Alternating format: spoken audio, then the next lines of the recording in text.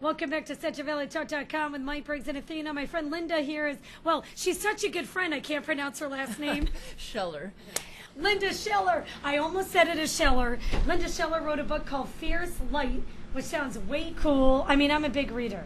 I try to read a book once a week. So welcome, Linda. Thank you. Fierce Light. What is Fierce Light all about? That's a very interesting title. Well, thank you. So this is a book of poetry, persona poetry specifically. So all the poems are in first person, as if the person herself is speaking. Oh, cool. And these are all women. 36 actual historical figures from different time periods, from different continents, and different walks of life and professions.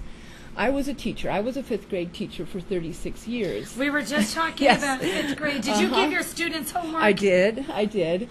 But I was appalled a few years ago to find out that they were firmly convinced that a woman could not be president.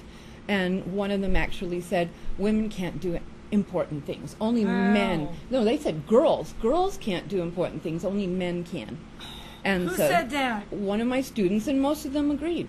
And I was, at that point, then challenged Yeah. to take education out of the classroom Yes. and put it into print. Absolutely. So I'm a reader, too. I love to read, and Yeah. I've been reading biographies, so I thought, I am going to write a book that showcases just some of the marvelous accomplishments of women throughout time. Cool. And I had already written a poem for Frida Kahlo, so the first poem in here is in her voice, speaking about her life and art, and it goes the gamut.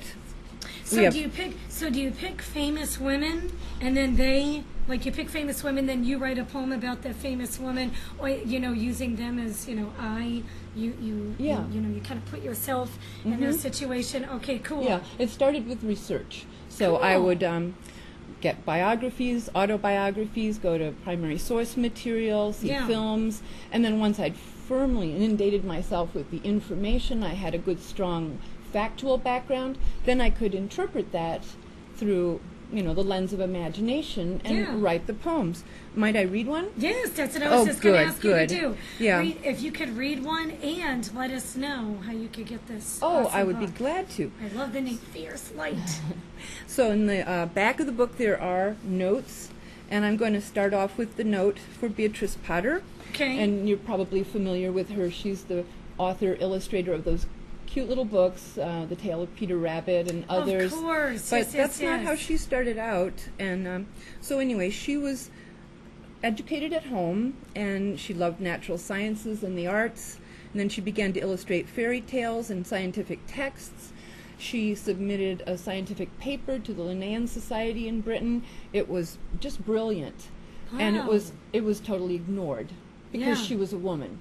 And this was an institution What for years men. was she pretty well known? When she finally wrote that book, was that in the 50s? That was in the early 1900s, late 1800s, early 1900s. Really? Yes. She was born in 1866 Jeez. and died in 1943. Oh my But, God, you know, she died in- even before the 50s. Yeah. I was way off well, with that one. in Victorian society, you Yeah. know, she was just supposed to stay home, be meek and Yeah. modest, and she was brilliant. She wrote Yes. a diary in code that it took years before it was deciphered. She did this as a Wow. child.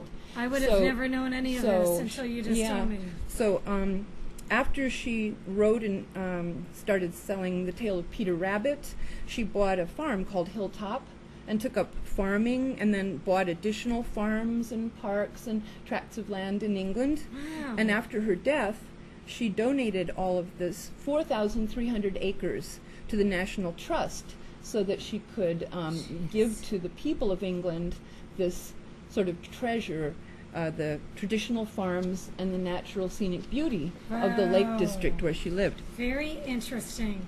So this is an English sonnet, Okay. and it's called Hilltop. Okay. Take it away, Miss Linda. Each crooked twig articulates the tree. A lace of bone achieves the body's architecture. These compel my eyes to see, my hands to sketch and paint. I dwell in nature's residence, observing every detail quite alone with beauty and my animals. As fruit may hide a stone, so grasses hide a teeming world of spiders and decay. Soft, busy mice, shrewd cats, The patient cold amphibians portray the foibles of humanity in miniature. With line and tone, I copy and experiment to render nature visible to all. The picture letters blossomed into little books, which bought my independence and my farm, my life among the sheep and pigs within the realm of Wordsworth. Everything I sought, I found in nature, learnt its lessons well, and heed its call to flower in the shifts of light that cause the heart to leap. Awesome job. Thank you. And that's just one famous woman right Yes. there. So tell us how we could get this book. Oh, before you do, how many women do you write about? How many poems are there? There are 36 women, and That's a lot. others herein are Julia Morgan, the architect, Barbara Strozzi, a Venetian composer from the 16th century, Wow. Rosalind Franklin, a scientist, Huda Sharawi, Dorothea Lange, A lot Georgia of these O'Keeffe, well, I know Georgia. Harriet Tubman, Wow. and then I know those you know, too.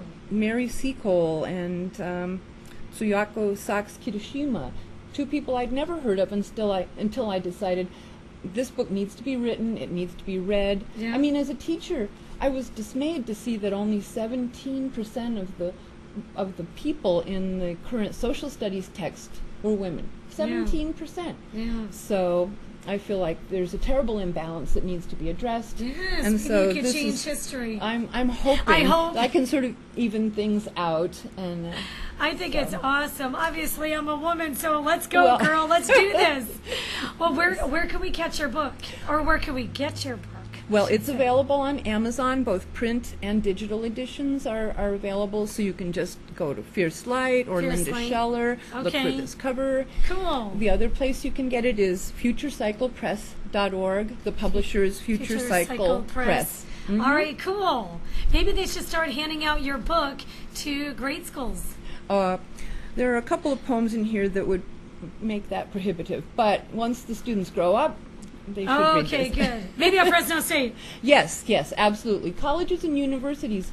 I want to be a guest lecturer. Yeah. You know, I've been doing a lot of readings, writing workshops, interviews, so then I want to move into the colleges and universities and spread the word and inspire young women. You know You what? know, they too can Let's and do should it. go forth, follow their passion, do great things, and make their contribution to a better world. I think that's awesome. You should be a guest speaker at graduation is what you should do. I'll You're do it. motivating me right now.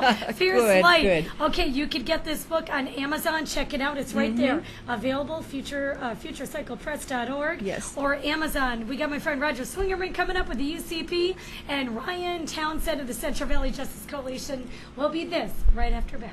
Thank you.